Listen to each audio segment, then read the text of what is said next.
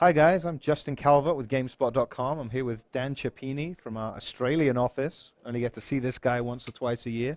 It's worth it. We're going to make it worth it. We This is are. going to be gold. Yes, and so Dan, you just got back from the Microsoft booth where you got to Yes. check out Project Spark. Yes. Now I want to know all about it because I was really pumped after seeing it at the press conference. Yeah, so the stuff they showed at the press conference was a pretty good demo for it. Okay. And it was weird because it was demoed by Phil Harrison, formerly of Sony, and he was kind of Right. steering that Little Big Planet ship Yeah, he about this was. big creation thing. And this is really, from the look of it, Microsoft's push into that same sort of give players tools rather than content space. Sure. So the stuff that they're showing was they haven't confirmed if it's going to be a retail product or a download product yet. Oh, okay. They've just said that it works with a standard Xbox One controller and it works with the Surface. So you'll be able to either do it as you would creating with like a Forge Halo style editor, Yep. or if you want to drag it around as you kind of pinch and zoom stuff, you can do that on a tablet as well. Oh, okay. So and any, you so can- any smart glass device? Yeah, Probably, exactly. right, Sorry, okay. yeah. It'll work with any smart glass device. They're saying that there's no real advantage to doing it on the smart glass at the moment. Okay. Feature-wise, they're going to be identical. But they were saying there's a play portion of when you actually send it to the kind of virtual space to run through the thing you've made. It's a Yeah. little easier on a standard controller than it is Right, doing right. it with digital analog.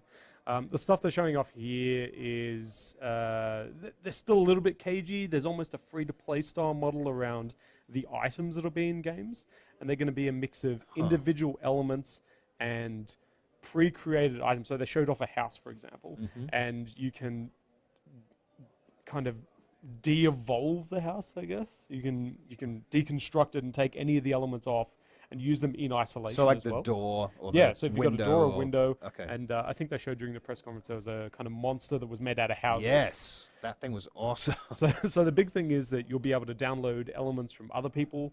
Again, they're being really sort of short at the moment about whether people will be able to create their own elements, Okay. whether there will be like a 3ds Max or a way to create individual textures. But at the moment, Right. it's just kind of loaded out, and then presumably you'll buy more of it in the future.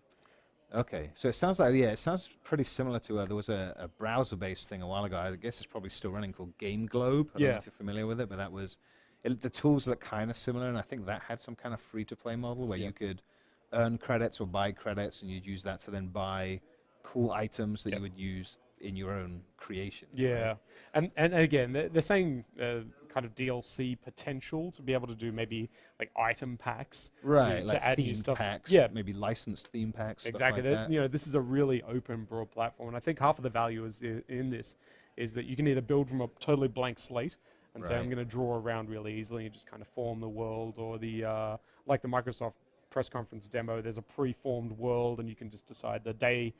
The time of day, Right. the location, the type of world it is, and then just drag stuff around to create moats and mountains and that kind of stuff. And I think probably the biggest potential for this is not even just the create and share aspect, where I build a world and then give it to you to play with. Sure. The other half is the brains element. So if you're familiar with Disney Infinity, it's got a very basic programming language inside where Right. you can select an item and give it, they're calling it a brain. Yeah. And it's a set of pre-programmed functions, and it's very much kind of programming 101. It's, you know, whens and ifs. So you say, when you approach item, take state, which is, you know, run away, run towards, attack. You can create Right. first-person shooters, third-person shooters, adventure games. You can make puzzle stuff. So it's really open and flexible. Wow. So yeah, I was wondering about that because during the press conference, it looked like it'd be pretty easy to create some kind of Fable clone or something Exactly. like that.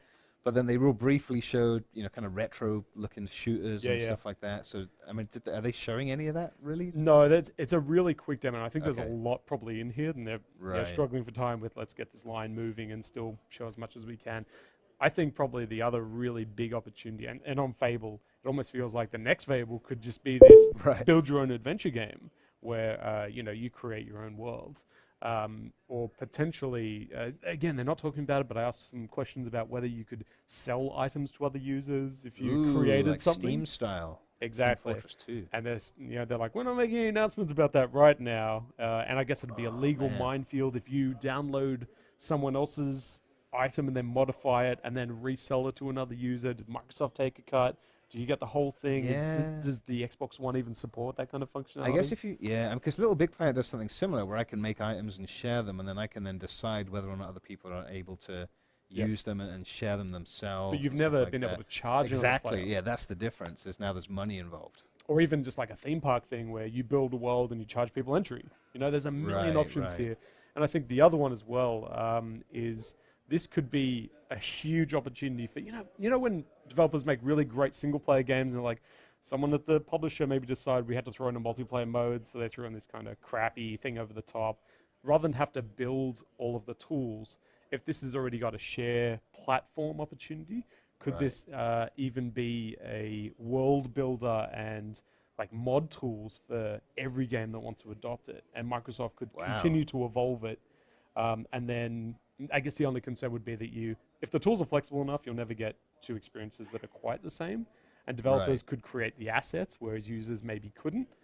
But this, Man. this idea of saying we're just going to focus all on single player, but we want a multiplayer mode, and we'll do it in this open, free thing that already has infrastructure built into it, that already has the tools made. That's a cool Right. potential for, I think, the Xbox One. Man. So did it convince you to buy an Xbox One? I wouldn't buy an Xbox One just for Project Spark, Okay. and I'm not entirely convinced it's a game at the moment. How about Project Spark plus Titanfall? Because that's pretty much why I've ordered an Xbox One. That it starts to become, and For those two Forza games. as well is looking fantastic. Oh, that's true. Forza as Yeah, well. there's so much potential for this platform, and I'm really interested to see how Project Spark evolves over time. Right. Cool. Well, for more on Project Spark and all of the other Xbox One, PS4, and games on every other platform, be sure to check out the rest of GameSpot's coverage coming out of E3. And if you have any questions about these games, ask us them on Twitter using the hashtag GameSpotE3.